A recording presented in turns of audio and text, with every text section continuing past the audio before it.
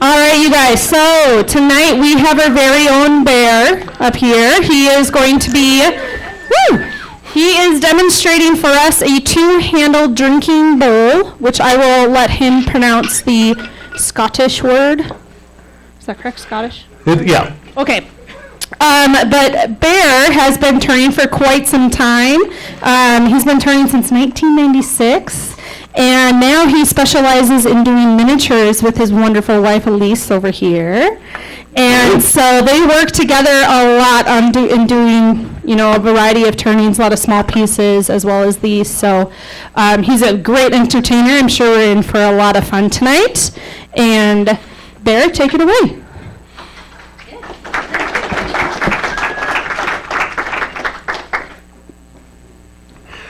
I don't know a lot of Scots, but good evening, Terutust. I'm going to start with some safety things. Rings, bracelets, come off, go in pocket when you start at the lathe. I should take this one off, but it's been there for close to 30 years and it doesn't come off. It just doesn't. I've grown into it. Without bolt cutters. You need bolt cutters for a finger. Pardon me, let me put the sheath on my carving axe and hide it from you. I was doing a bit of research, actually today, because there was a lull spot at work, and the Quaiche, or Scottish, there's about 4 different ways to pronounce and 7 different ways to spell it. Where's the camera? Trying to follow you. Stay put. Sit there. Stay. The Scottish drinking vessel is relatively shallow, has 2 lugged handles, and came into use somewhere in the middle of the 16th century. No firm date, and it became fashionable in the early 17th century. So, it went from everyone had one in their house, but they, in the country to, the gentry are having, and they're a sharing cup for a wee dram of Scots whiskey. That's why it's not deep, because you can't drink a lot of it. We can try, lad, we can try. They're also designed as a sharing cup. So, you can take your drink and pass this to someone who can then drink and pass it along. And then it comes back empty to the host for the bottle. The older version that it is quite possibly inspired by is a Swedish, and this is called the Snipskaya. Please don't make me say it again. And the Scottish, or the Swedish version has lower handles. It's typically a little deeper, but it's turned in the same manner. So once you've figured this technique out, you can apply that in a lot of places. I do a lot of single-handled cups.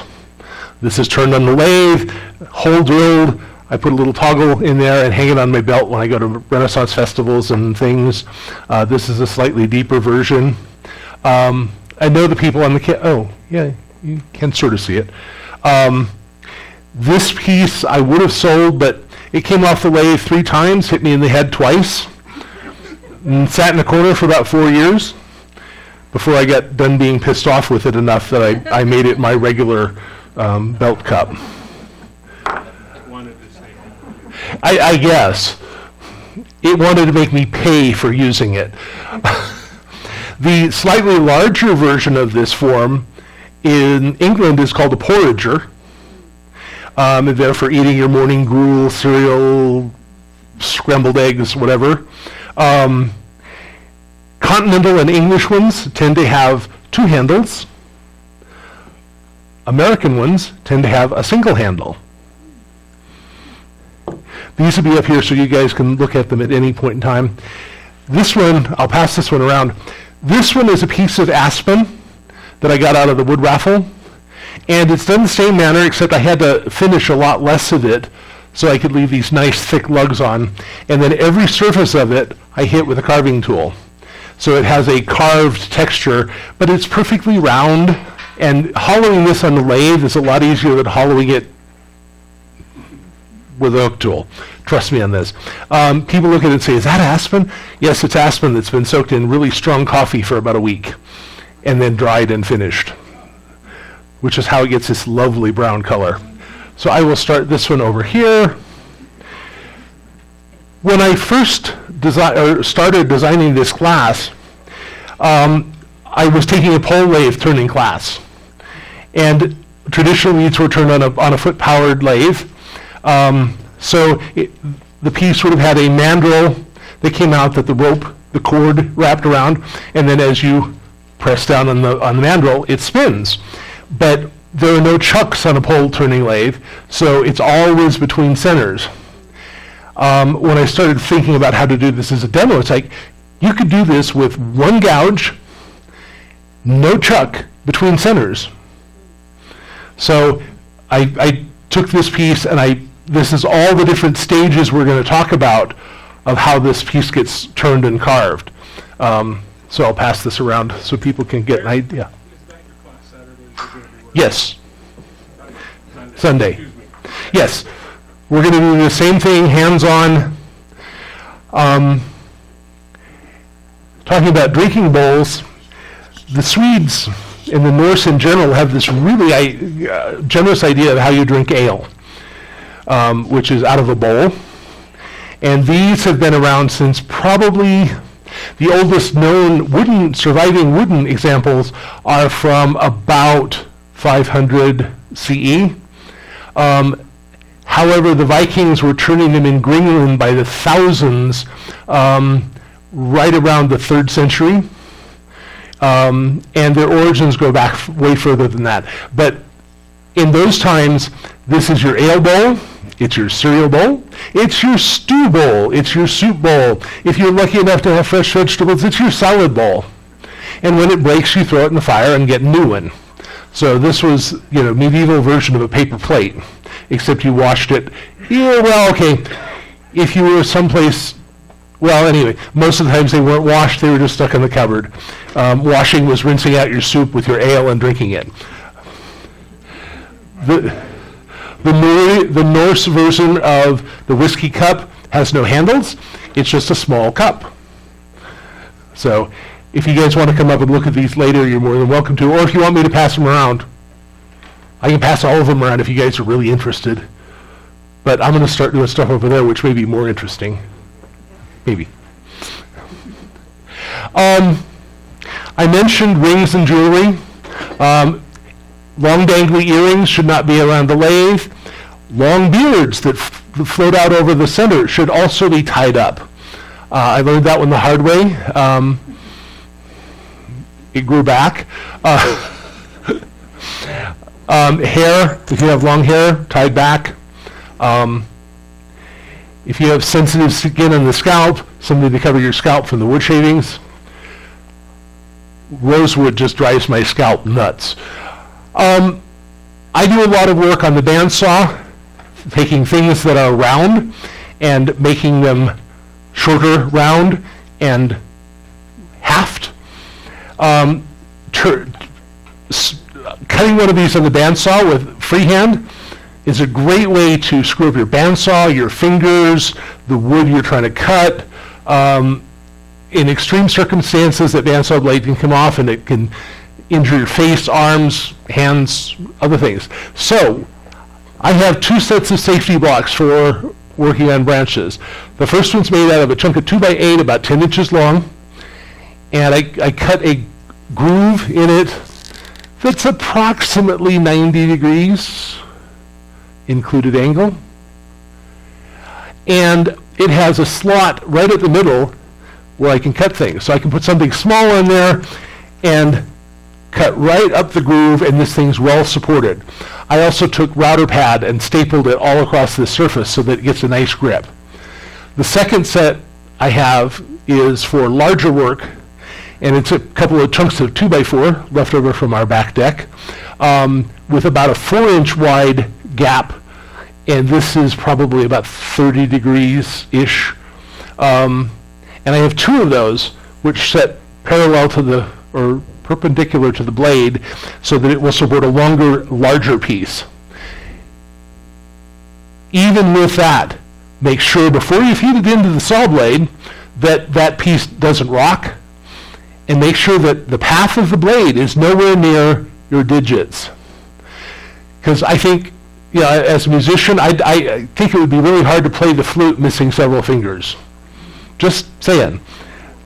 So these were scrap wood and some router pad. So I highly recommend you do something like that for cutting. The woods I tend to use for the cups are small branch pieces. I like them because the grain lines up very nicely and it's easy to carve and easy to turn. That doesn't mean I don't use other kinds of wood. And I use some pretty sketch wood that I get from like the raffle that's should go in the firewood pile, but I'm too stubborn to waste wood. So, you know, but find wood that you're comfortable turning with. Sir? Is most of this that you're doing still green, or are you using dry? Most of what I do is turn dry. I love working with green wood. It's really hard to come up with a lot of times. But the ones that are on the table that I've gotten from other artists are all turned green, and you can see how they've elongated. They're also turned within the cup, the grain this way, so they have a very consistent pattern, and you know, you're not trying to drink out of something that's wonky. Because after a couple of bowls of ale, it gets harder and harder to figure out where that wonky, or a couple of these full of Scots whiskey, and you don't care anymore, other than the host will get angry if you spill the Scots whiskey. Ideally, you want a piece that's large enough to turn the whole ring of the handle in place. Reason is, something like this, I have 2 chunks of wood out here that are spinning very fast, and if my hand gets in the way of those, remember that missing digit discussion we just had? If nothing else, you'll get a hell of a bruise. So I recommend starting out, you use timber that's wide enough to get the whole rim turned, or at least most of it, even though you're going to cut part of it away. Any questions so far? While I designed this process that it would work totally between centers, I prefer using a chuck. Tonight I'm using just a standard 2-inch jaw. Everybody gets them with their chuck jaws. It's hard to get the bottom quite the right size with this large set of jaws, so I like to use like an 1.25 inch, 1.5 set of jaws. It just lets me get the bottoms more where I want it to be before I reverse it. Start out between centers. If you have a screw chuck, you can use that. And I set mine out to bring and left it on the bench. But a screw chuck essentially has a long wood screw coming out, and you drill a hole and you screw the wood on, and it sits, and then you bring the tailstock up. Those are great. I recommend them. I don't like them because it doesn't let me fiddle with the adjustment of the wood to get it just the way I want it to. Likewise, you know, when we start, all of us, when we start turning, we're given those little centering gouges that work great on perfectly square or round stock. Those don't do anything for something like this. So I have a center finder ruler, and this has 0 in the center and then graduations going out. So it's really simple. You set it on a piece of wood, and it said, okay, I'm just under 2 inches on both sides. There's my center that way. Set it on this side, and I'm just at, say, the 2.25 and 2.25, so my center's there. So this makes it really fast and easy to find that center. I always put a little bit of a divot right at that point so that I can fit that on the point of the steb center. You can do this with the 4-drive thing that comes with your lathe. My first recommendation is throw that in the scrap iron pile and buy a steb center. There are several off-brands that aren't as expensive as the steb center, and they work great. But this has a couple of advantages. One, that point is held on a spring. So,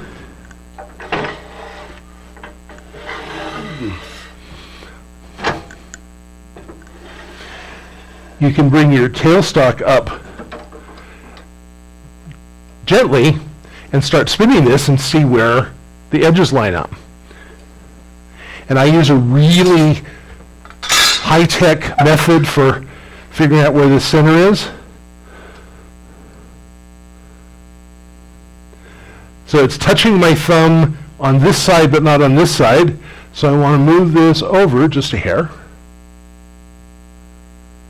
And it's touching more here than here. So I'm going to move it just a hair that direction.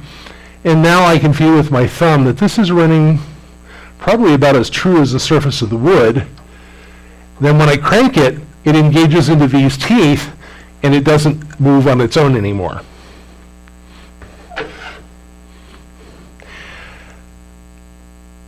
I personally don't like having to adjust the height of my tool stock every time I turn, and I know for me that I like a pretty consistent height when I'm hollowing and doing the outside.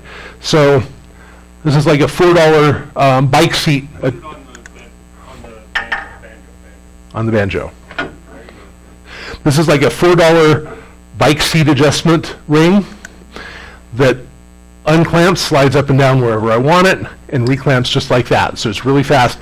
But then when I go from turning the edge to turning the side, I don't have to sit there and go, okay, that's where it's, okay, I need it up a little bit. Yeah, I just spin it, and it's already the right height. And because you're tightening it here, that's not holding this up. I'm also very fond of these interchangeable tool rests.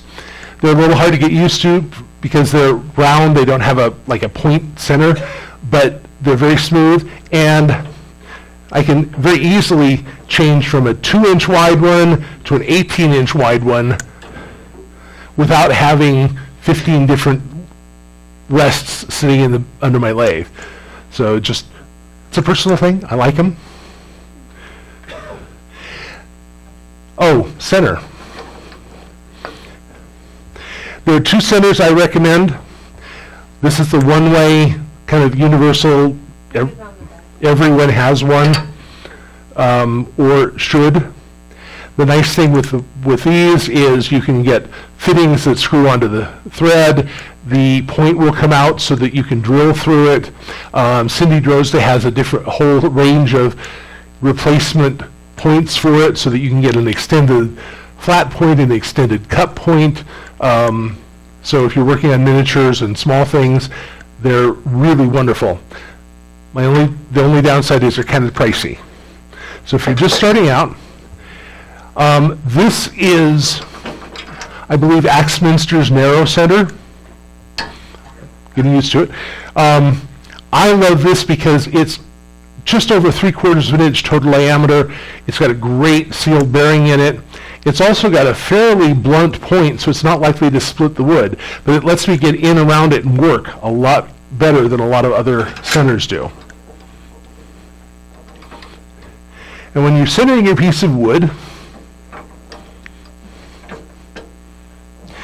you need to leave room for your banjo to move around. The banjo on my lathe is a lot smaller than this, so I don't have to get things quite as finely adjusted.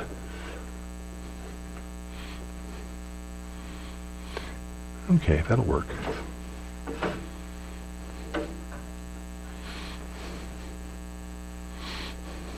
This piece came out of the turning bikes upstairs. It was a whole $5.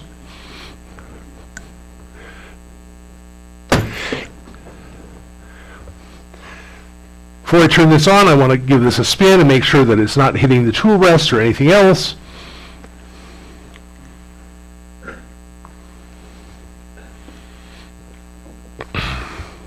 This is the primary gouge I'm going to be using. It's a 3/8, 10 millimeter, I think, Sorby. It's got the Irish grind or fingernailish grind. It's small enough you can do almost everything with it. And it's large enough that even when you're out above across the bevel a little bit, it won't vibrate. It's also sort of standard kit. The other one that I use a lot, which is harder to find, is a 3/8 inch bowl gouge. These are great for getting into little itty bitty corners and things where this was just a little big.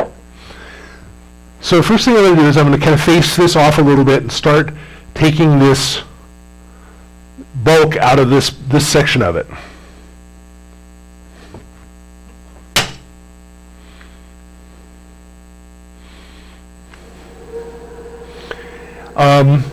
Speed is one of those lovely relative things. As I get more experienced, I tend to go a little faster starting out. That's not necessarily safe. Start with a speed you're comfortable with. Just because I said, yeah, this is spinning at 1,000 RPM, doesn't mean you're going to be comfortable with that. Find a space that you're comfortable in. And I'm first of all just going to bring the tool across this surface and true it up a little bit. This is an ugly cut. I'm not expecting a good finish out of it. I just want to quickly get that surface trued up a bit. And I just did one of the things I tell beginners not to do, is with the lathe spinning, I put my finger against the blank. Okay, now I'm going to start removing this bulk. I'm going to use the basic push cut, which means the gouge is going to be against my hip. This hand here where I can control it. This hand just kind of holds the tool down to the rest. If you're putting pressure with the rest side hand, you're going to mess up your cut. And just because you can take a 1/2 inch cut at a time, doesn't mean you should.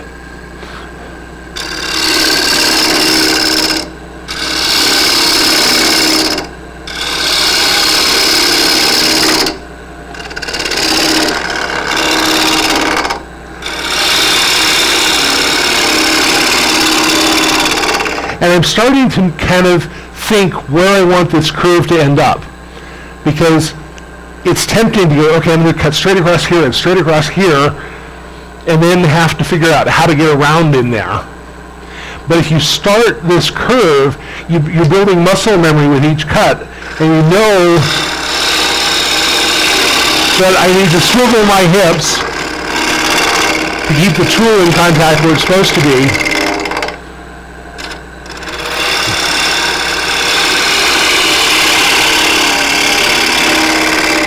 And you don't want to go more than half on this first set of rounding, because this is going to be where your handles are.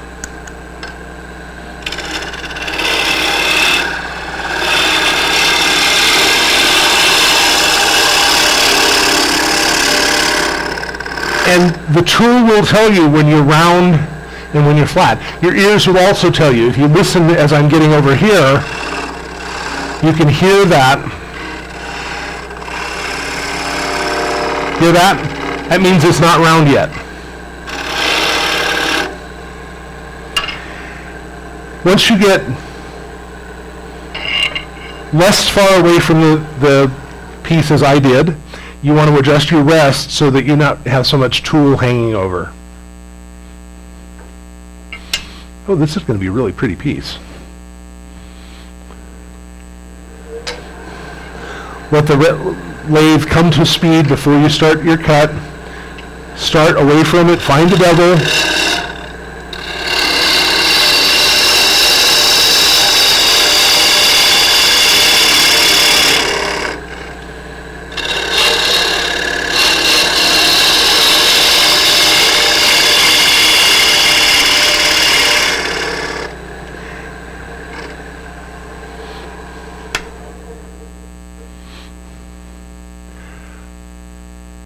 Experience safety tip: don't use your hand to stop the piece while it's spinning.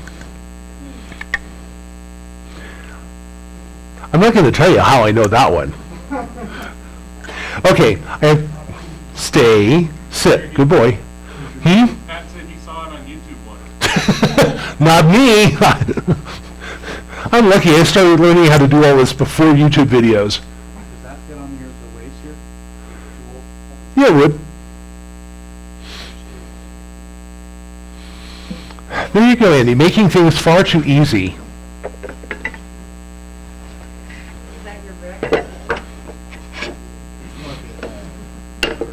There, happy?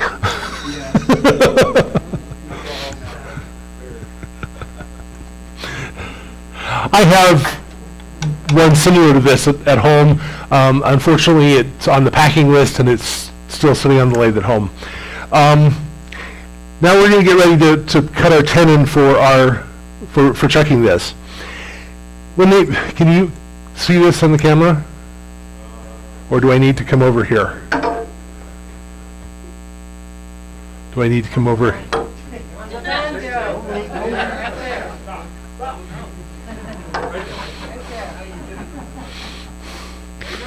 Sit there, stay. When they manufacture chuck jaws, they do it in a circle and then they cut them in half. Chuck jaws have their ideal maximum hold when the jaws are in the position where they were milled. So I try to keep my tenons as close to this milled diameter as possible. As you get smaller, you're gripping only on the middle of the jaw. As you get larger, you're gripping only with the points. Is that a big deal with what we're turning? No. I'm not going to be so aggressive I'm going to pull this off the chuck, I hope. But as you're moving up in size of pieces, you want to bear that in mind so that you have the strongest grip. So I'm taking my dividers and I'm setting them with this apart about 1/8 of an inch so that the points just touch the inside of the jaw. That way when I mark this piece, it's going to probably match. I left myself an out. I said probably. The next thing I'm going to do is mark this for the size of the tenon. I'm going to do this by touching this side to the bottom. And when this line meets or matches this point, I'm going to push it in to mark. You never, ever, ever, ever, one more ever just in case, want to touch the trailing point to the wood because this wood's spinning and it's going to throw that right over on your thumb. And you're going to go crying for an ice pack and say, Bear told me not to do that and I did it anyway. You're not going to show how I did it? No. Elisa came up with a completely different way of doing this that worked really well. It just, I'm not comfortable with enough to do it. So I'm lining up, and I can see that where this groove I'm marking here, and I don't want to leave that too long, it overheats the tool, is lining up with this edge. And I don't need to do it deep, I just need a mark that I can see. I really wish I had more light. So where that mark is,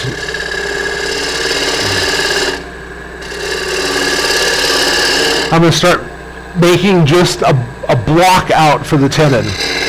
And with this size, this chuck, I know that I don't need any more than a quarter. Slightly less than a quarter will do just fine. Was there a question? Oh. Andy's the solution guy. He's trying to find me a light. Now, here's a design decision. How small do I want this base? Remember, this is a cut for drinking whiskey, so you don't want it too small that when you set it down it's going to tip over, because that's a waste. I think if you add the light, it might create a hot spot. Oh. I have a finger.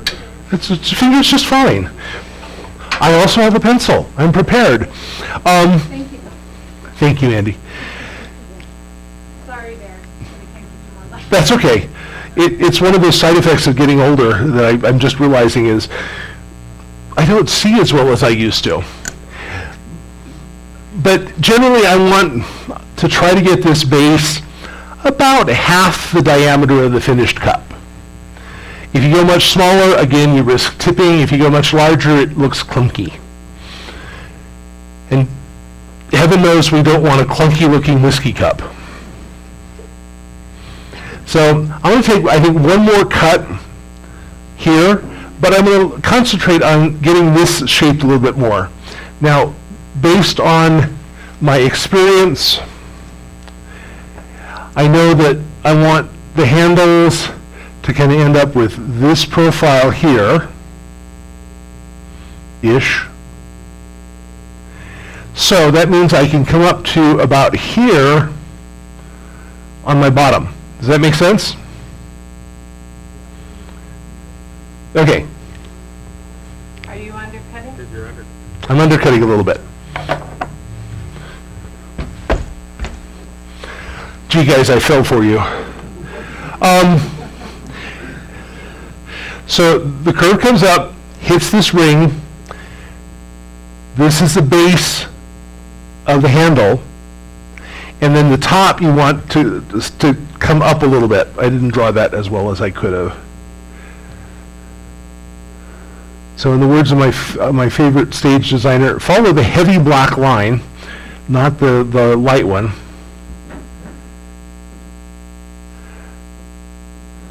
So from here, does it kind of make sense what I've drawn here? Okay. So that means I know I can come another, what is it, ½ inch up the bowl and not screw up the finished product. So I'm going to get rid of a little bit more of this.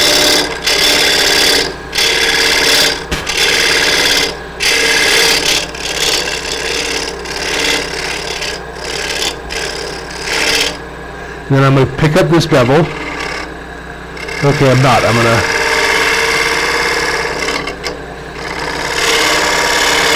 Does anybody remember taking wood shop and hearing the instructor say over and over and over again, let the tool do the work? How many of us remember that when we're at the lathe?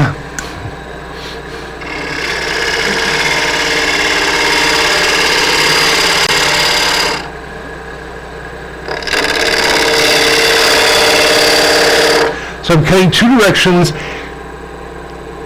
When you're making these cuts, think of the grain as a bunch of straws, and you want to stroke those straws with the grain, not against them, because if you're stroking against them, it catches. If you're stroking with them, it's going to cut more cleanly. Okay. I think one more cut. Two more cuts.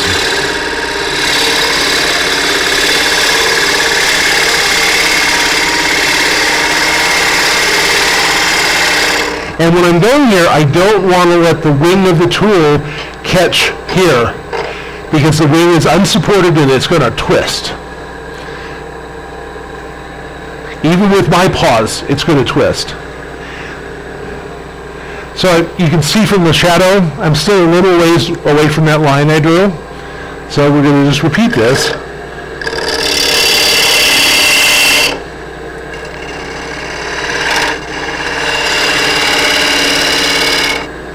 And as I get closer to the end of this cut, I'm rolling the flute over further and further, so I'm not cutting, scraping into this surface or this surface.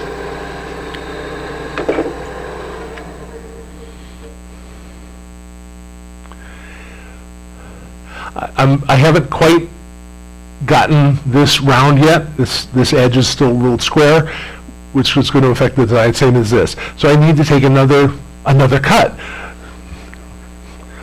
When Matt was here last month, how many last cuts did he take?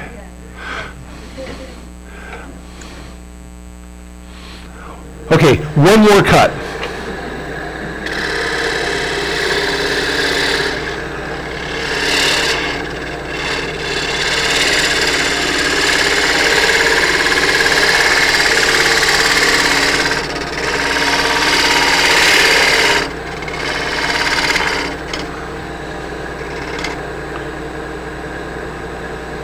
If you feel the tool start to wobble in your hand, and it probably means you're pushing too hard and you need to step back for just a second, take a breath, and try this again. There we go.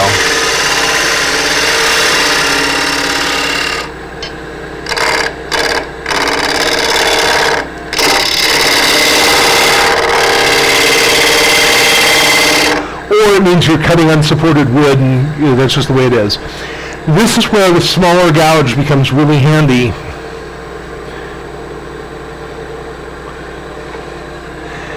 Because I can get into this crevice a lot simpler than I can with that full-size tool.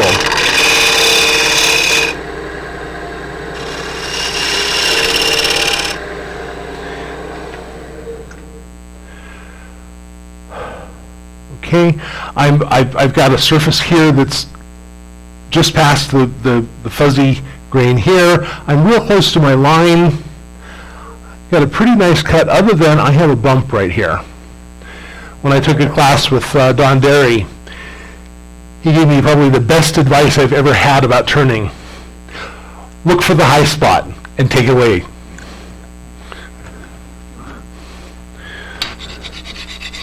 I'm also getting a little bit of tear out in this wood, which means I'm pushing a little hard, and my tool is starting to get dull. I'm not a grinder, I'm a honer, deal with it.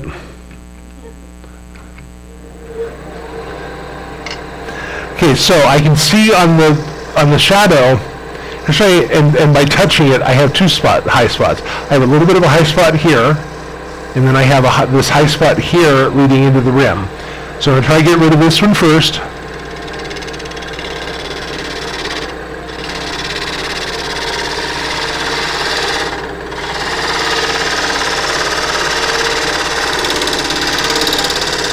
And now is where Lisa starts to tease me about I'm steering the tool with my tongue.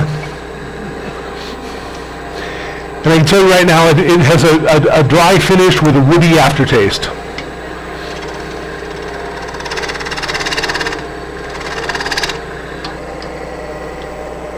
Oh yeah.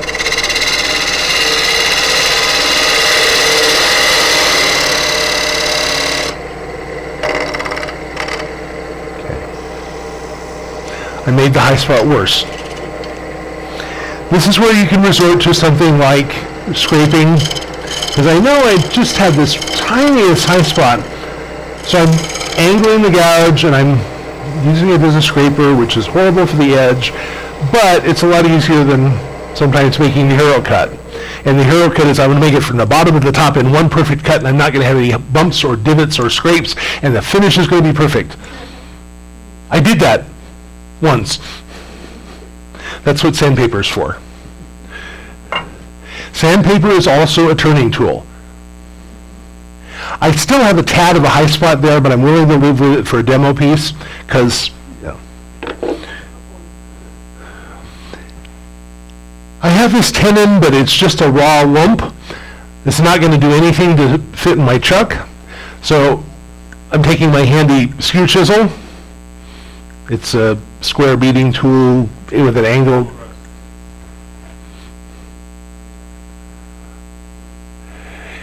I love this tool because it's very versatile. It's got a cork handle that feels really good in my hand, and it seems to stay sharp forever.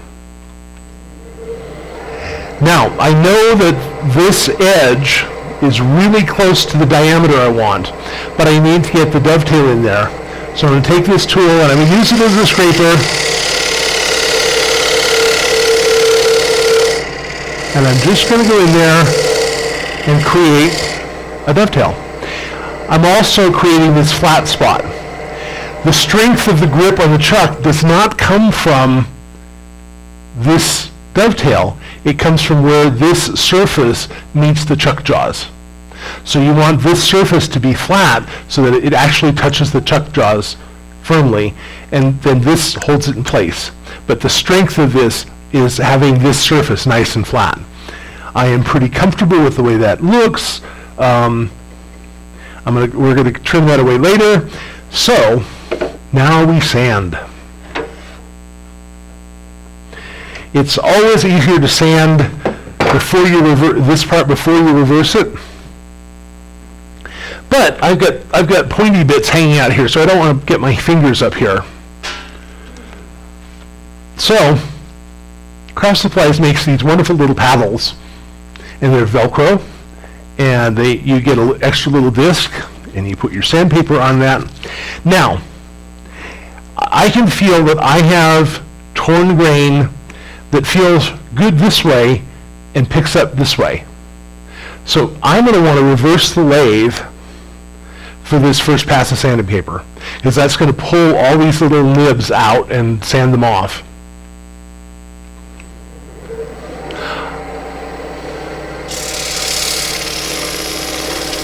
See, this lets me get right up this corner without my finger getting in the way.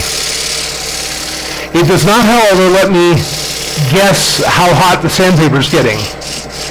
Heat and wood and sandpaper are not friends. That was a touch of 80 grit. That got most of that out. I've still got a little bit right here. Do not be afraid to go in and hand sand that one little spot, because it's a whole lot easier to take out one little rough spot this big than the whole side of the bowl to get rid of this one little spot.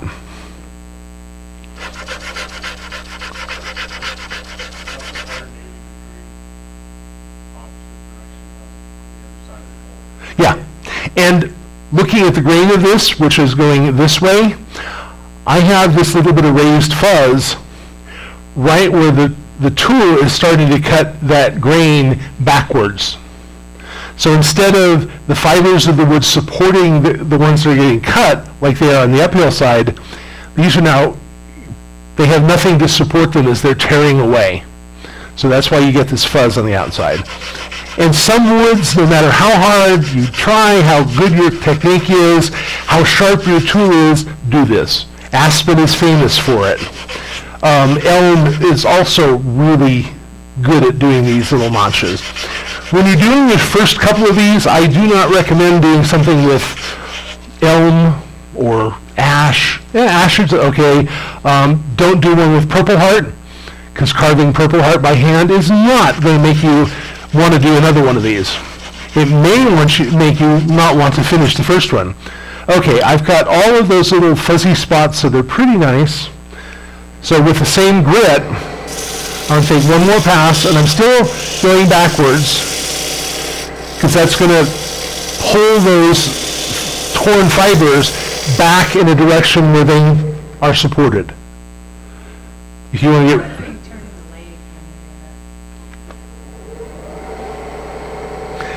1,056 RPM, if the meter's accurate. I've got a couple little lines here that I might, if I was doing this for sale or for a gallery piece, take those out. For a demo piece, you do not want to watch me sand all evening, so at least I hope you don't. If you do, I've done something very wrong in my demo. So I've switched to the regular rotation.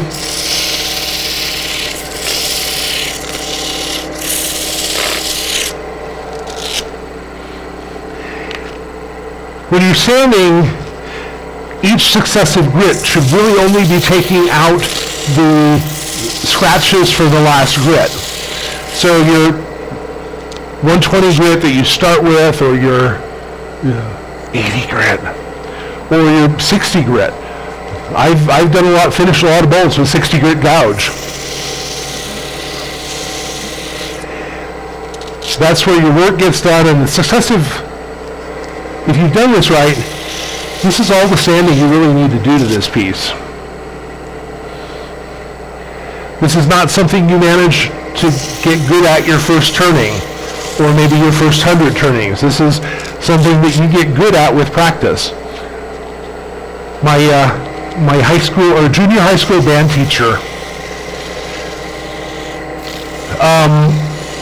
in addition to being a raving lunatic, was a really great teacher.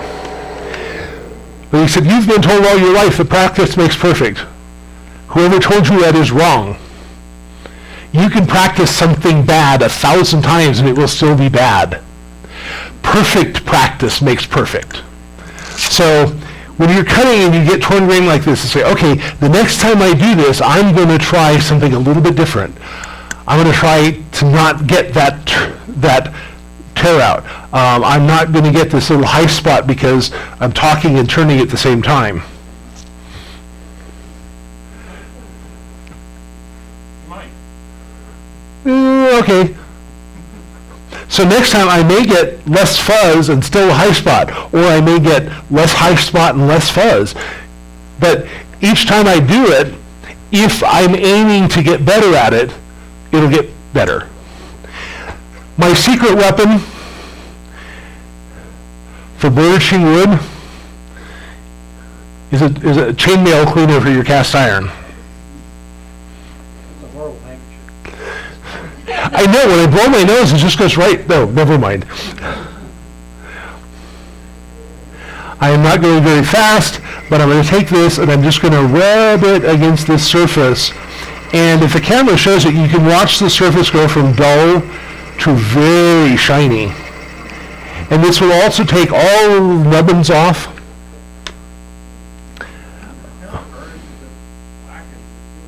A little bit.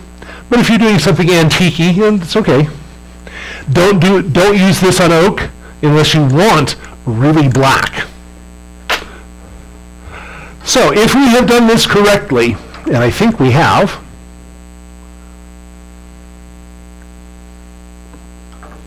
we can get rid of our tailstock for now.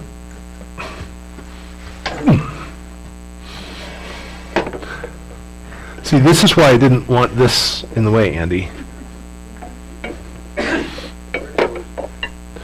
I know.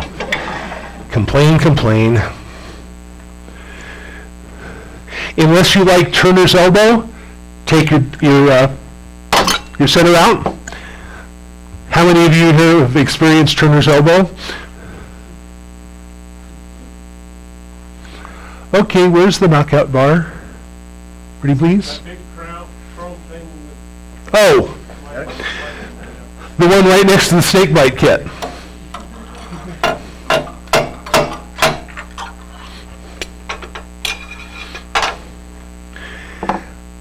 We'll need those later. Gonna spin my chuck on.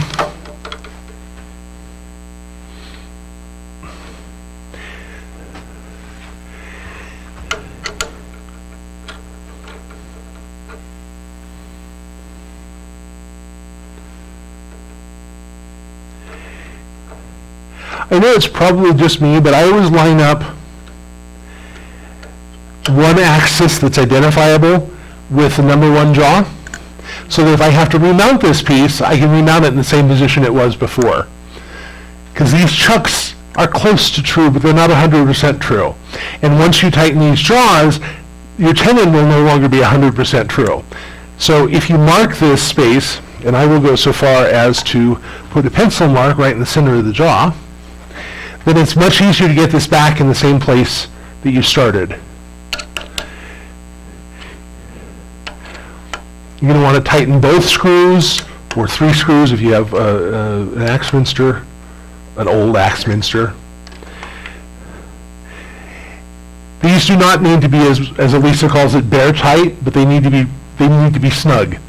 Bear tight is Elisa's definition of nobody else in the world can remove them, except Andy. Andy could do that, no problem. Okay, tools back. Aren't you glad you sat there, Andy?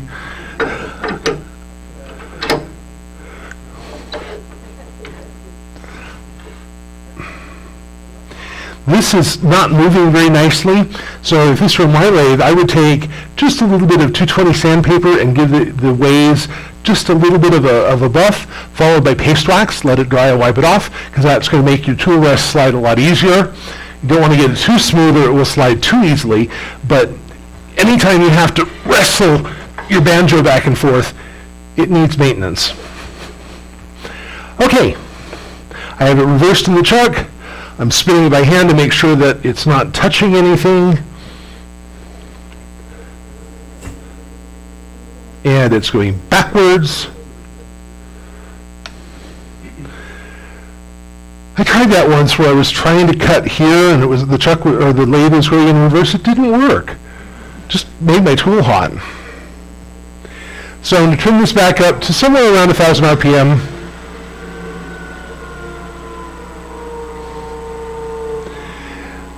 This piece is well balanced, even though it's got some ends hanging off.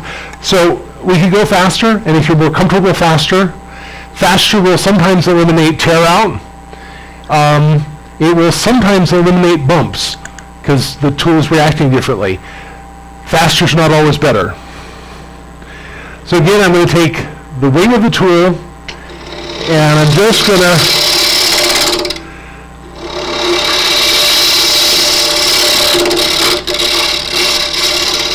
get that smooth off. Now, the important thing when you're turning these is you need to make sure that the top and bottom of this line up well. And you can kind of maybe do that on the short side here, but there's a trick. Any outside caliper will let you do this. And before you do it, you want to check that these meet. And I'm putting this end touching the surface. I am grabbing my pencil. And when the center axis of the calipers is pretty much in line, I know that right there is where the outside of this rim sits. If they're sitting here, it's further out. If they're sitting here, but if they're parallel, you know that's where the edge is. And that becomes important when we start carving the handle out. So I'm going to mark that. And I know while I've got the lathe stopped, I want this to be no more than 1/4 inch thick. Probably want it a little less, but I'm going to start that. Now, can you kind of see where we're headed with that?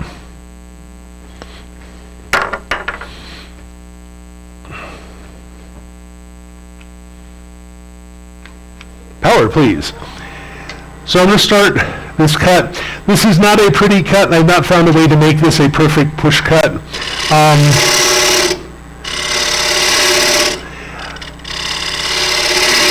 So I'm now even with the top.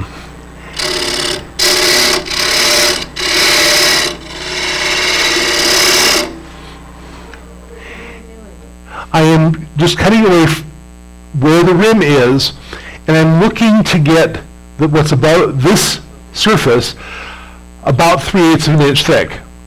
Because if you go thicker than that, the handle's going to be hard to hold and kind of lumpy. It's also a lot more wood to carve away with the knife. So I'm looking to get this about 3/8 of an inch.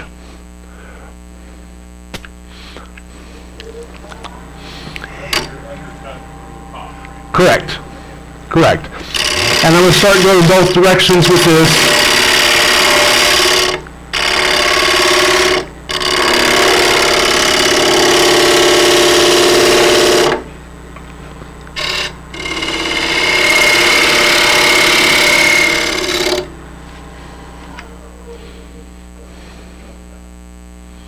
A little bit, you can see this is still about 1/2 inch here, so I want a little bit more out of it than that.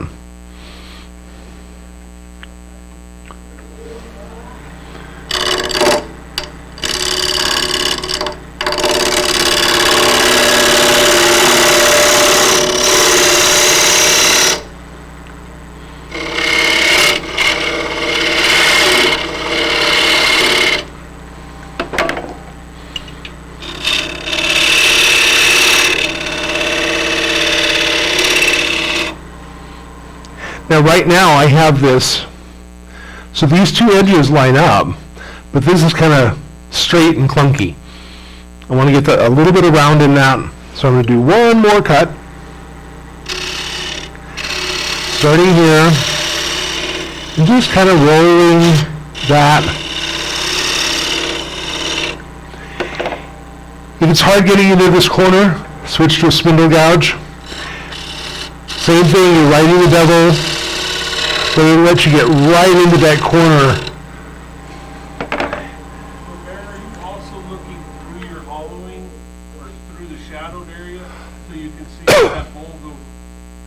Yes, If it transitioned all the way through, it would be an easy profile to go all the way around. yes. The question was, am I watching the profile to see if the curve flows through? And yes, I am. Now, the nice thing with this piece is it has this carved rim where you carve that away, which is a visual break. So if you don't get this exactly perfect, if someone comes up with a micrometer and says, you know, your rim is 0.6 millimeters off, top to bottom, then you've given them something to find. But, you know, does it matter? No.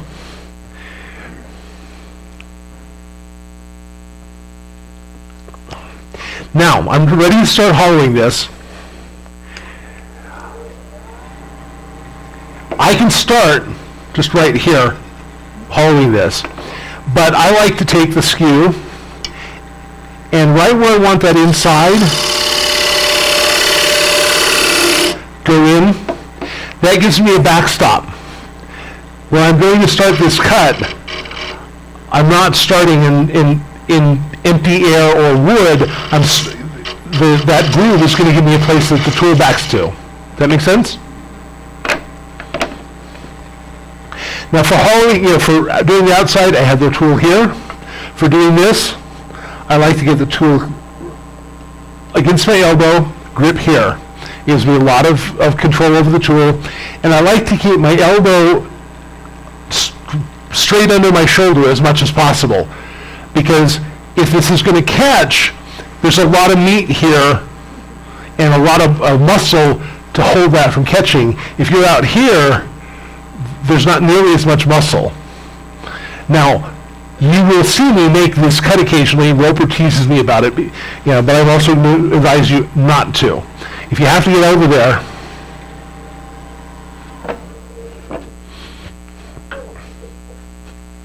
oh, it does work both ways. Good. Now I don't have the banjo handle poking me in the belly. Get over like this so that you've still got that cut supported as you go through. This part's the really super exciting bit because it's just removing wood.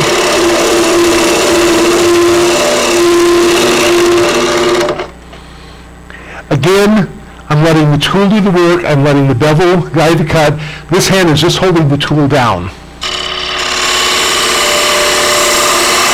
And I don't have to have this hand here other than my personal comfort.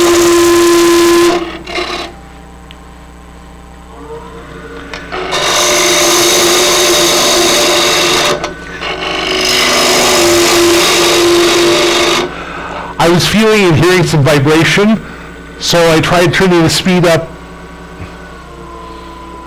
a couple hundred RPM, and I'm not hearing that. So sometimes the wood just gets in harmonic with the tool, and it wants to sing, and it's not a pleasant melody, but you know.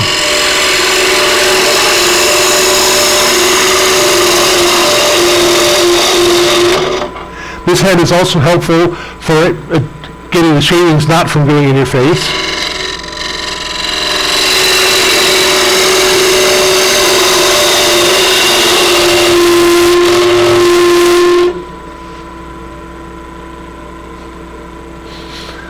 You start to hear vibration, something's loose.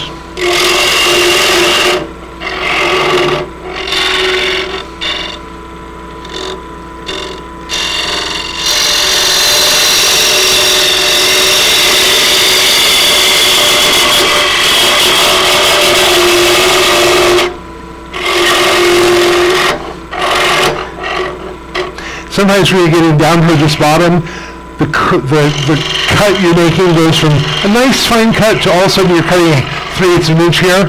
Stop, cut that off in bits. Because you don't want to be cutting 3/8 at a time on this, because it's going to do something bad. If I were doing a larger bowl, I would leave some of this mass in the middle.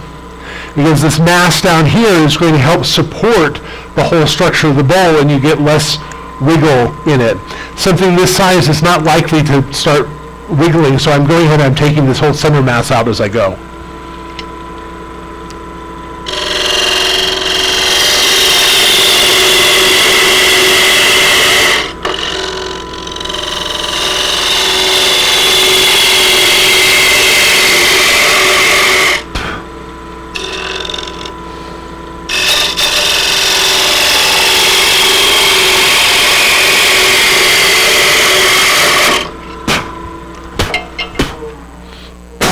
Sorry, I normally turn with a mask on, so.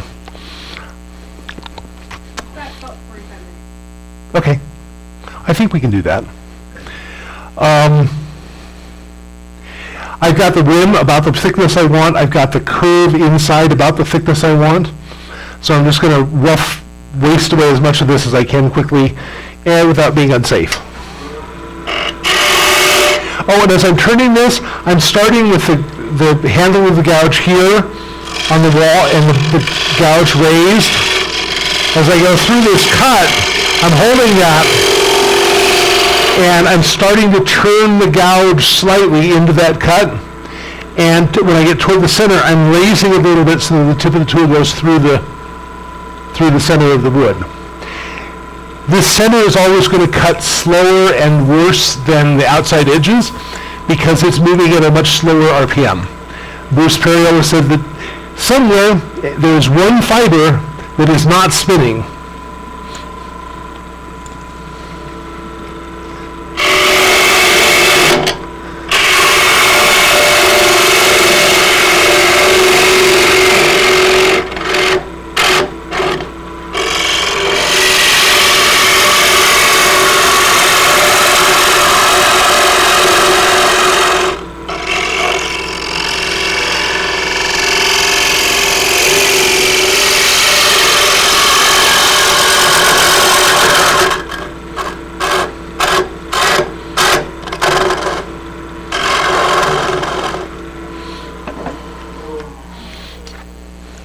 Always stop the lathe before you go to measure the side walls. Especially when you're turning something with wings on it. I'm about 5/8 at the bottom, and I'm about half an inch, a little less than half an inch below the rim. This is thicker than I wanted. I'm going to want this piece just about a 1/4 inch thick through, but we'll see where we can get without running into overtime.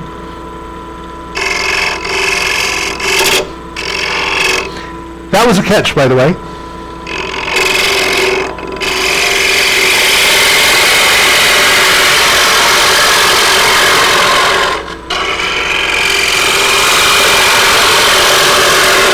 And I got that catch because I let the tool roll this way and this wing caught unsupported and tweaked.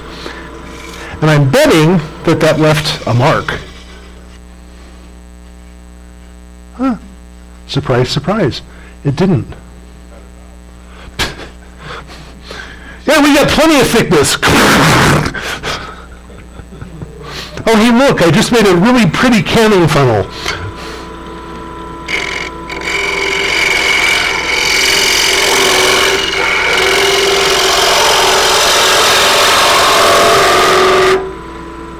Okay, let's see where we're at. We're still a little thick. We're still a little thick all the way through. I'm going to see if I can do 1 or 2 more passes. Oh, I didn't say one last. I got bit by that one before.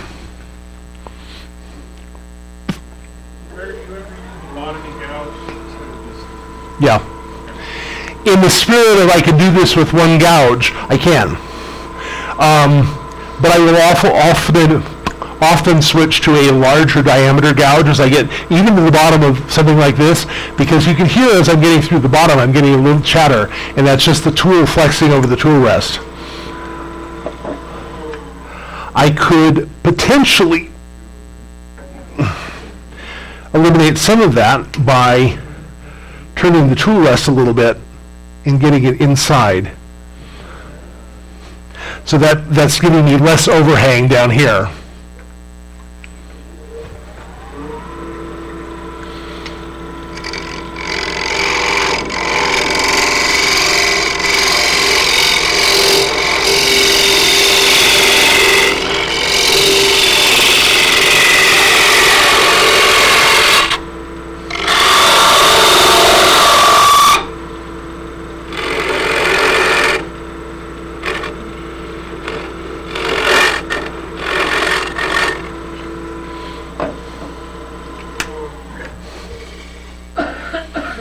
Okay, that surface is relatively clean.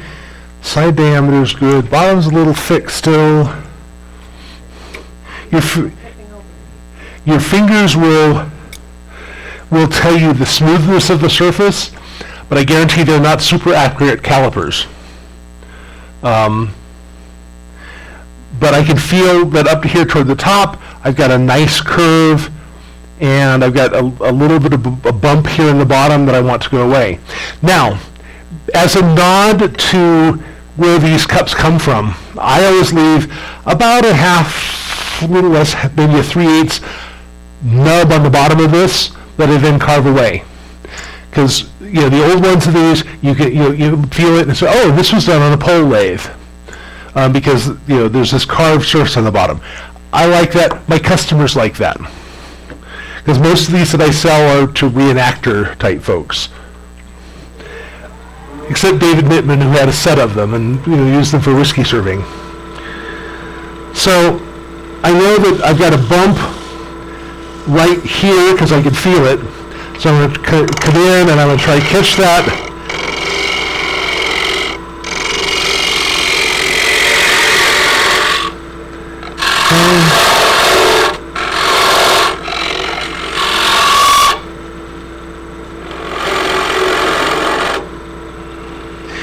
For doing the bottom, you can turn this gouge around and cut from the center out, from the center out, without causing a lot of heartache because you're cutting across that grain. If you try to cut uphill here, it's going to tear and possibly grab your tool and do not nice things to you.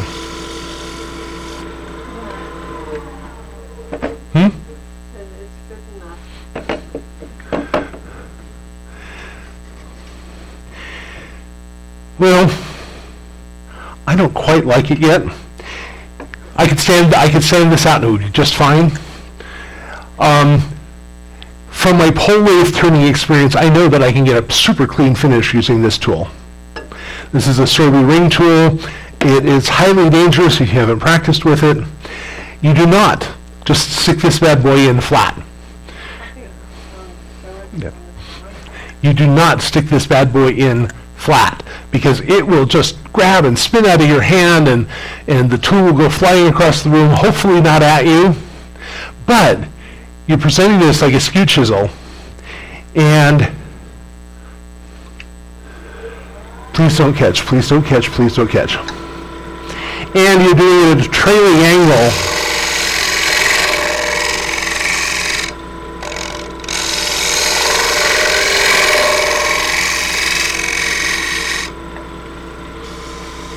And I have no more high spots and no more roughness, or minimal roughness.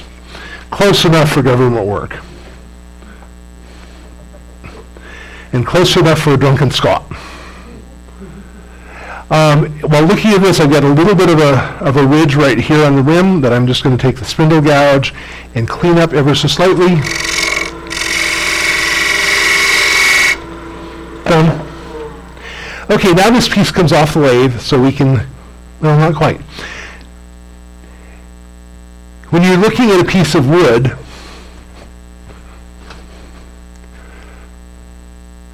we'll do a large blank. The grain's going this way. Where is the weakest point in this grain? Here and here. Where's the strongest point in this grain? Here and here. Where do I want to put the handles? If you put the handles here and here, it'll look really pretty until somebody picks it up. Now, if you want to if that's what you're going for, that's fine, but, so, using my tool rest as a marker, okay, not that close.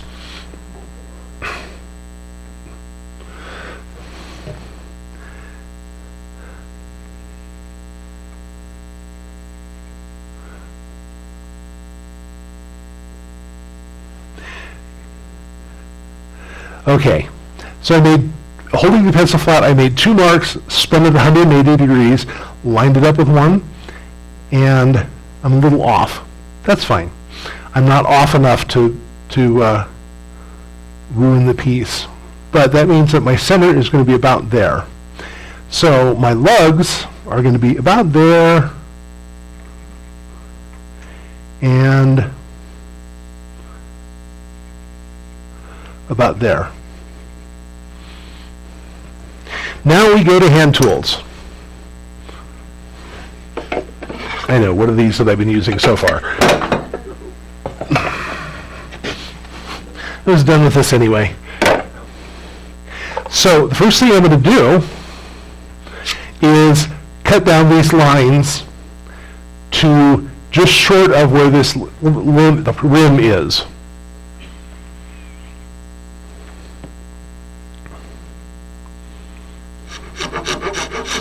Get the saw started and use as much of the blade as you can to get through that cut. Let the saw do what it does.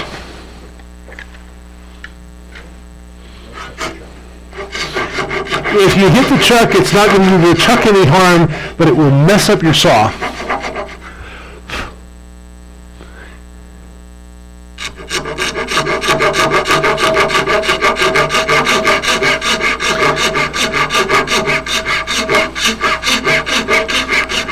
I always tip the saw a little away from the chuck until I get close, and then flatten it out and do that last little bit. If you don't happen to have the PAX gentleman saw, you can use a little Japanese silky saw. Whatever does the job will work just fine.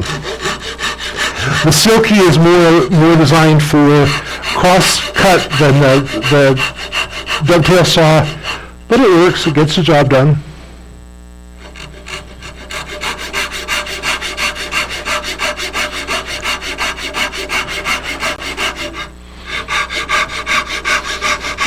Actually, it's a lot more work than I thought it was going to be.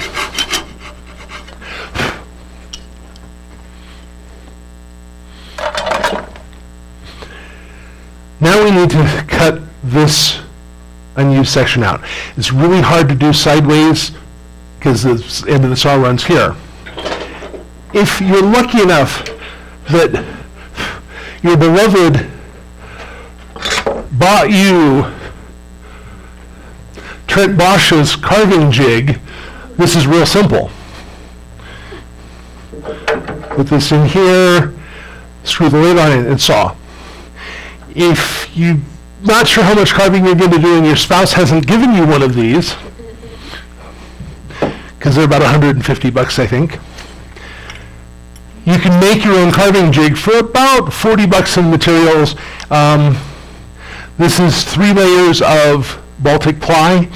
So all I did for all these mortises and things and the tenons is glue them off center and then drill through them. I have locks at various points here, and my locks are really super high tech.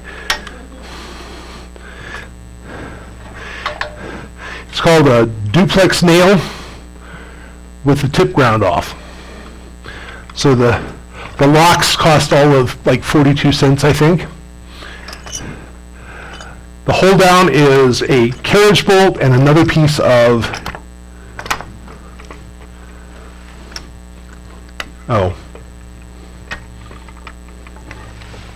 there we go. This block is fit very nicely for my lathe at home. So it's going in crossways here. I am not doing mallet carving on this piece. I'm just cutting. This is from Lee Valley. They're about 15, 20 bucks. It's a standard sized carver's vise shaft with whatever thread your lathe has on it.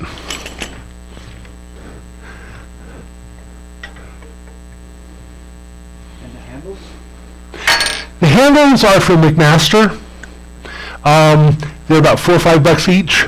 However, a wing nut and a block of wood with a groove cut in it works great for tightening this if you don't want to spend the money on the more expensive bit.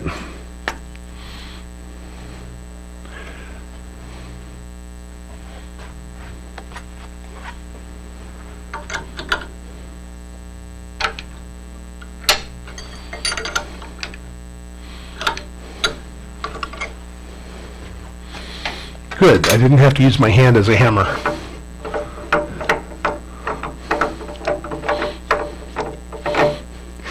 Now, if I was demonstrating these at a medieval festival and doing this on the pole lathe, I would take this off with my very favorite tool.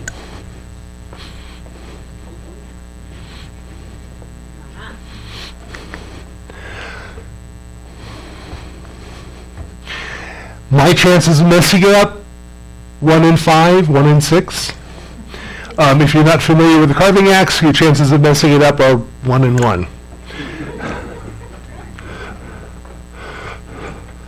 When I did this at home, the bandsaw is a great tool for this. I put the cup face, I carry these lines over onto the back, I put the cup face down, and I just trace the line of the bottom with the bandsaw. Quick, easy. $6 coping saw from upstairs. I think it's the same one I bought when the first time I did this demo. It only gets used for these cups.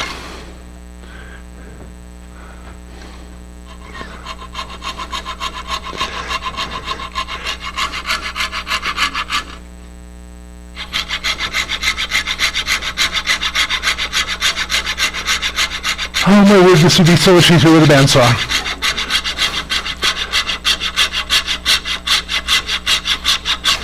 Use as much of the blade as possible. Let the saw do the work. Let the saw do the work.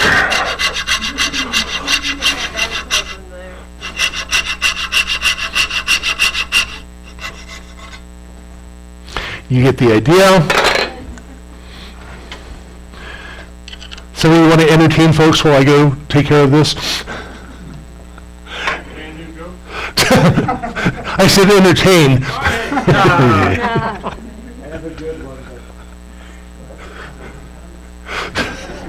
Oh, come on.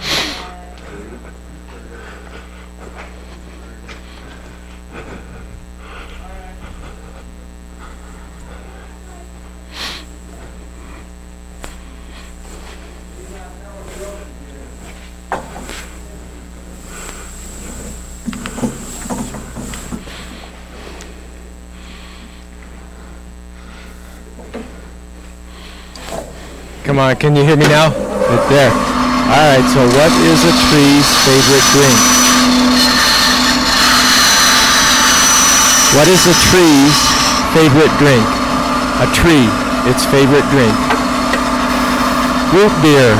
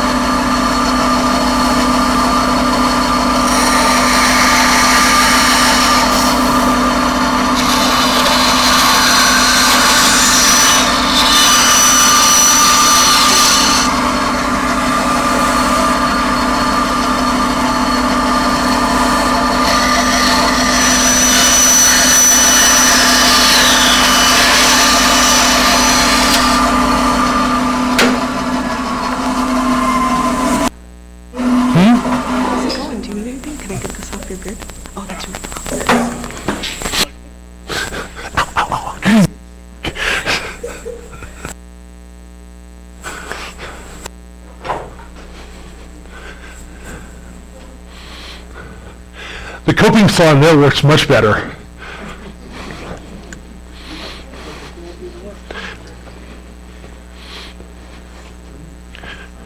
Tell us what you did. So using the coping saw, I quickly cut all the way around. Is this in camera? Can be. To your left. There you go. Right. Nope, right There you there. go. Okay. What I did was I cut as close as I could without touching the finished surface to the rim. Now I need to get this carved down. You can do that here, except I would probably go here and turn, so I'm carving with it.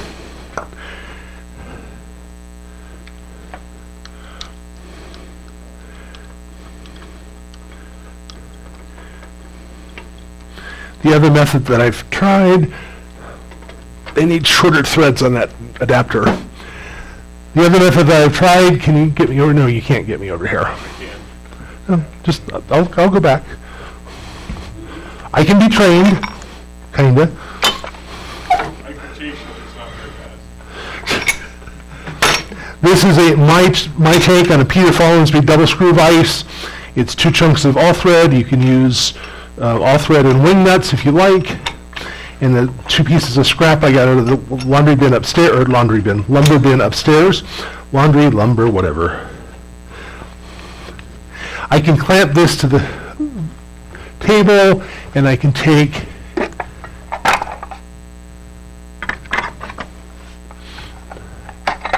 mallet and gouge.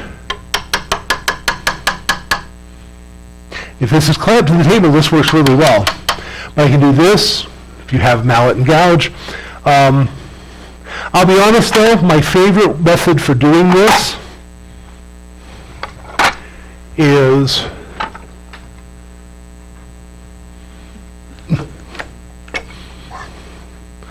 just sit there and take this off. This is a Frost 106 or Mora 106. They're about $20 if you buy them from Amazon. You can find them cheaper elsewhere. It's a laminated steel, so it's got a really super hard center core and milder steel on the outside, so it's easy to sharpen. It holds an edge and it doesn't break. If you ask any slurred woodworker, what's the first blade to buy? Unless they are friends with the blacksmith or they make their own, they're going to tell you the Frost is the perfect one. Now, when I'm cutting this, I like to do this, sit on the couch. I've got one of those kangaroo aprons, and I can just sit there watching the idiot's lantern and do this. When you're using a knife, there's some very important things to remember. In the old Finnish and Estonian saga, the hero Kalev forges a sword.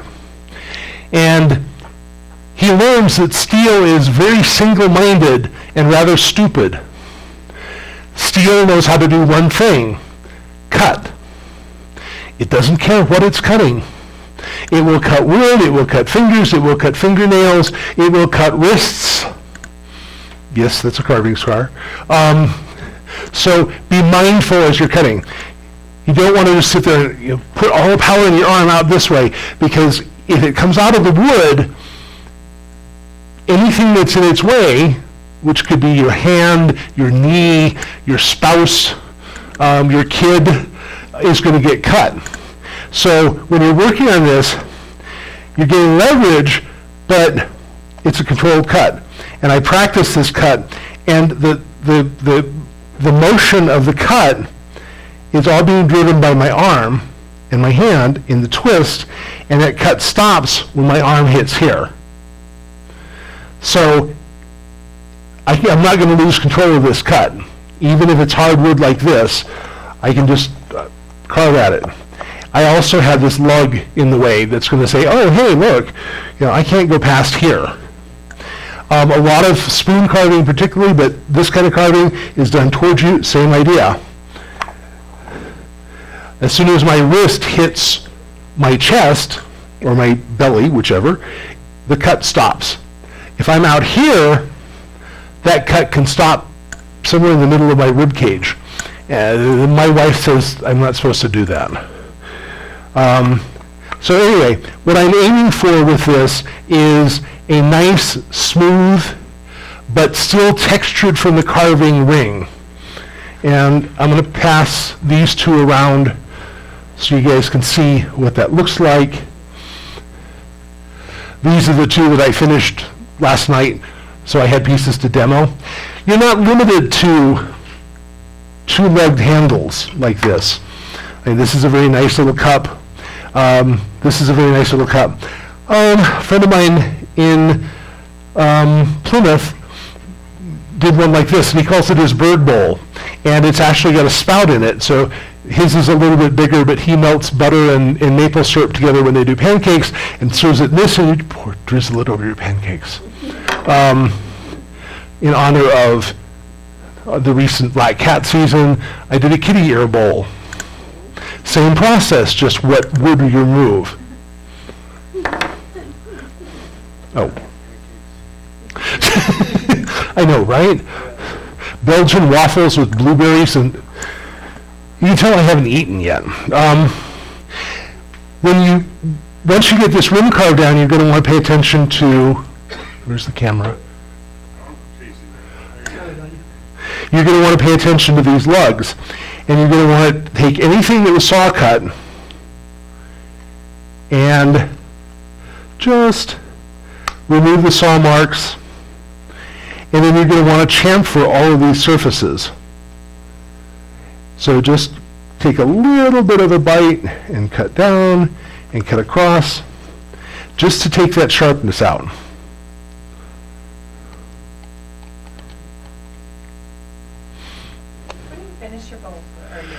Tried and true is my go-to finish.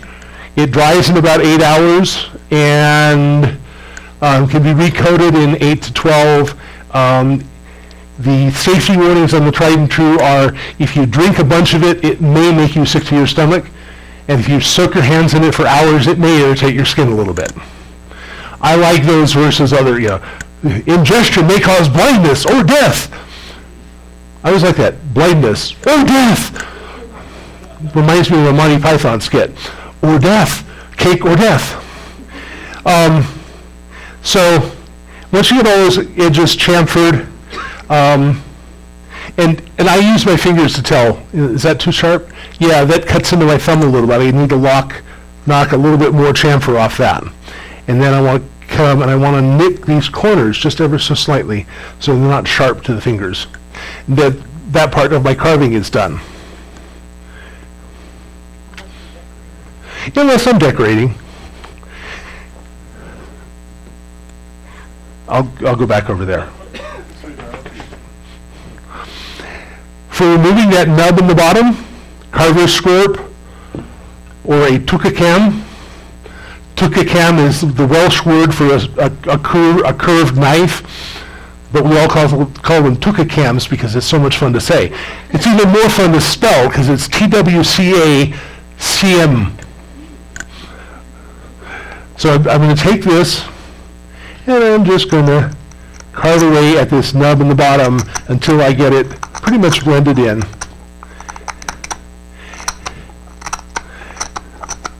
Okay, it's blended in, it feels nice in the bottom. Doesn't really, because I know we're running short on time. Tukakams are a number of blacksmiths around the world that make them. The compound scorp, my favorite living scorp maker is Belzebu Crafts out of, I think he's in Portugal. He's online. And it's Belzebu, just like Beelzebub, except Boo.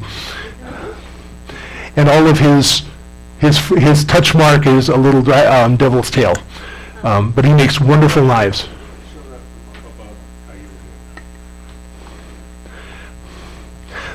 So I'm using the edge of the tool, and all the muscle is coming from closing these fingers. And this is guiding the rotary. This is really, really hard and difficult to carve wood. So I have that just perfectly smooth the way I want it. Now I'm going to reverse check this because I want to get rid of this foot.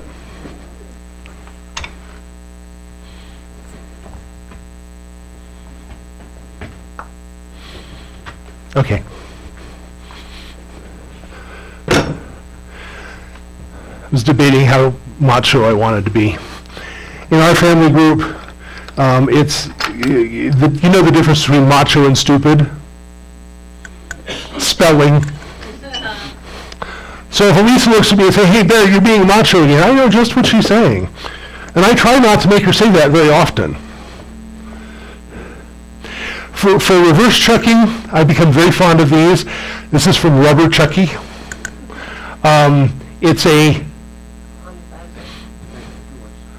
It's a cast polyurethane, I think, disc, and it's threaded on the back so that you can put it on the little Morse taper mandrel. It's the same thread as the one-way chuck. So if you want to hold something and don't want to chuck point marring it, you can screw this onto the one-way and pull it up against, and you get a nice clean, undiminished surface. Tool rest.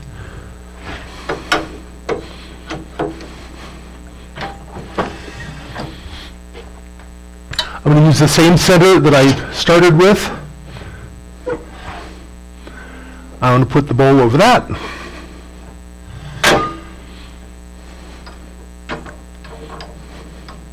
Oh yeah, self-ejecting tailstock. I'm going to line that up and I'm going to snug it but not tighten it. I'm going to turn the speed down and we'll see how true this guy is running. That's pretty close. Snug this up so I know it's not going to come loose. You should always turn the lathe off before adjusting the tool rest.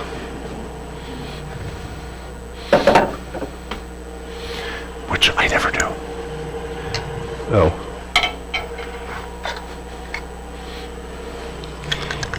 If you're turning sketchy timber, wear a full face mask. If you're turning regular timber, wear safety glasses. Because you only have one pair of eyes.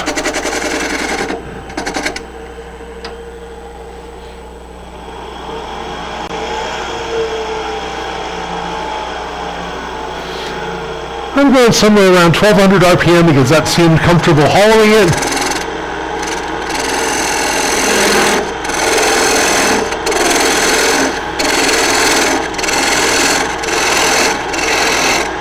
I'm just wasting this tenon away.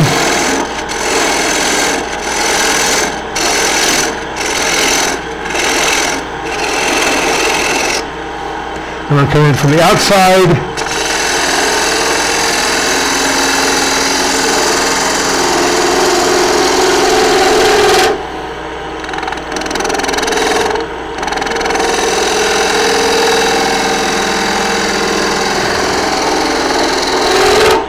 As you're doing this, you want to make sure that the bottom is ever so slightly concave. Otherwise, your whiskey cup spins, and it's no fun catching a spinning whiskey cup after a couple. Handy straight edge. Set it across there. I should be able to see a little light in the center of this. If I can, I know it's good. I'm going to switch to the spindle gouge. Time check? 10 minutes. Okay. I'll switch to the spindle gouge because it's going to let me get into this surface much easier.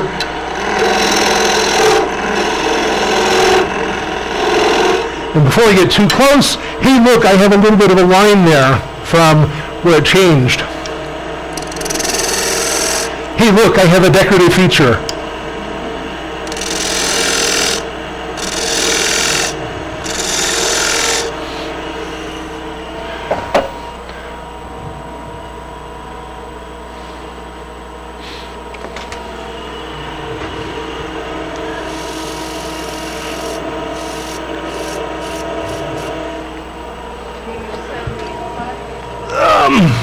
I should have sanded the inside before I cut the tenon off, but I wanted to get through the demo, so it's an unsanded inside. It's a rustic finish. So I'm just nibbling a little bit at a time off this nub, kind of pushing that rim of shadings back and forth. And again, for me, I'm going to want to leave an ever so slightly proud stub there.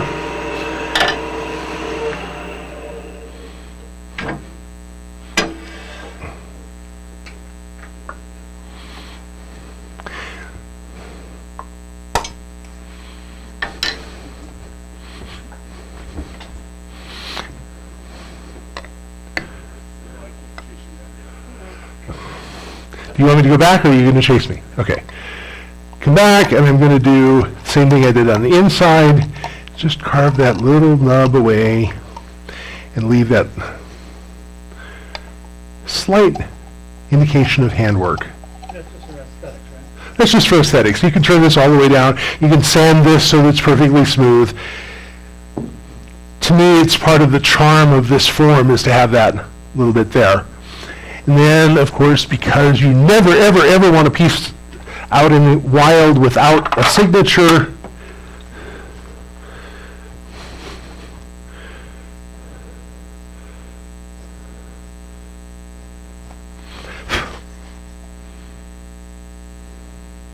Do you normally take the foot off or the tenon off before you finish carving the rim?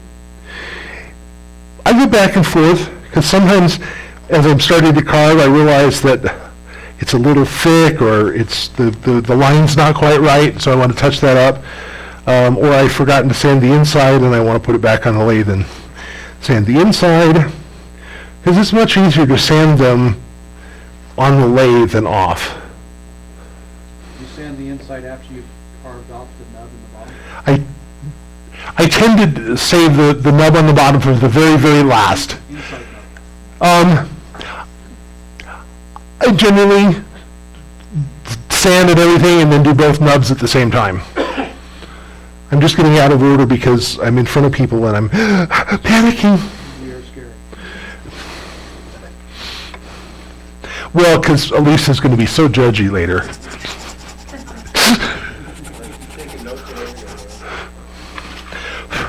So I hit that with a little bit of the brown Scotch-Brite and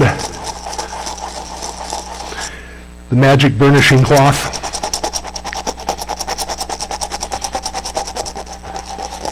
seems like you had said something a long time ago about that you put coffee grounds in your cup to make them leak.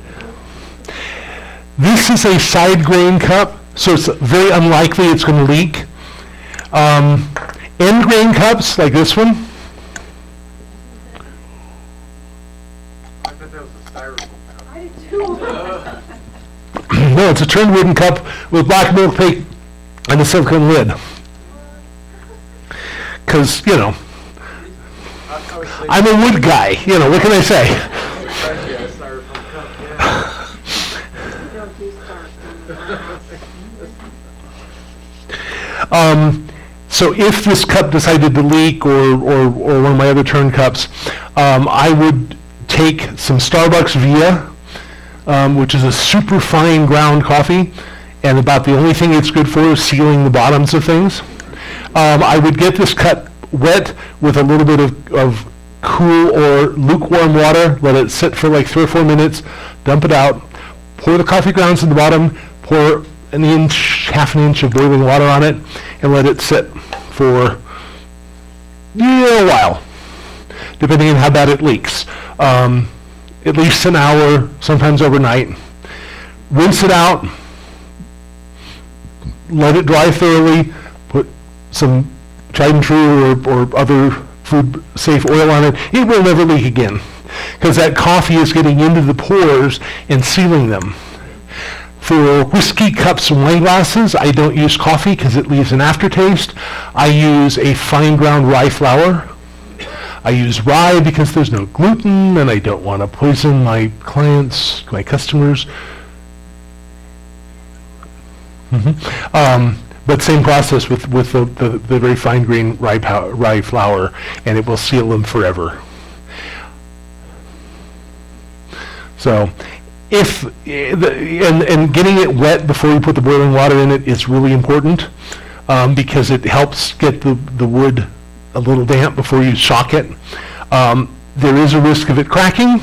If it cracks, it wasn't meant to be, and it will crack in use. That happened to me. I did what you said, and I poured the hot water in, and then the whole thing just popped, and water went everywhere. It just cracked all the way down into the wall. Yes, I'm sorry. Yeah. It wasn't meant to be. Breaks my heart, but it just... the other thing that I use while I'm carving, Yoga Sunquist refers to this as my minimalist carving apron. Jojo Wood said that the best asset or the best piece of clothing a woodcarver can have is a heavy underwire bra. Sorry, Elisa won't let me. But when I'm carving, this lets me use my chest as a stop without bruising, this sharp tip digging into my chest. I kept wondering after I was carving, God, why does my sternum hurt so bad? Oh yeah, I've been pushing things against it. So my minimalist carving apron. Other carvers call this a bodger's bib.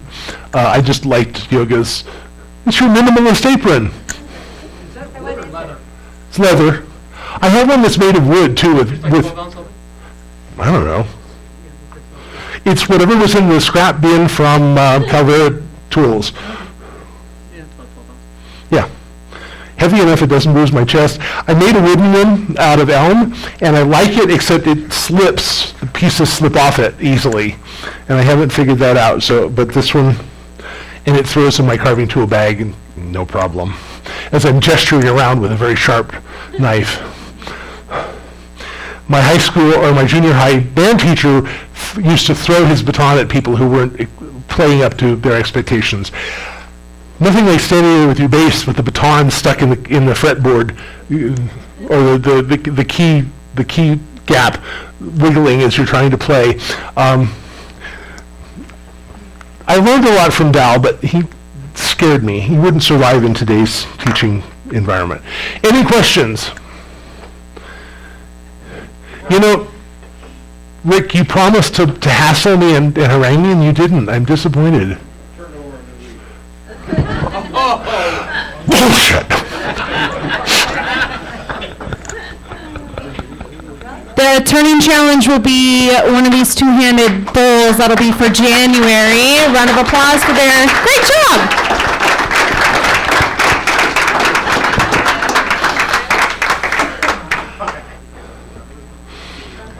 And I hope to see everybody at the holiday party December 13th. And remember the class next Sunday. If there's space, sign up.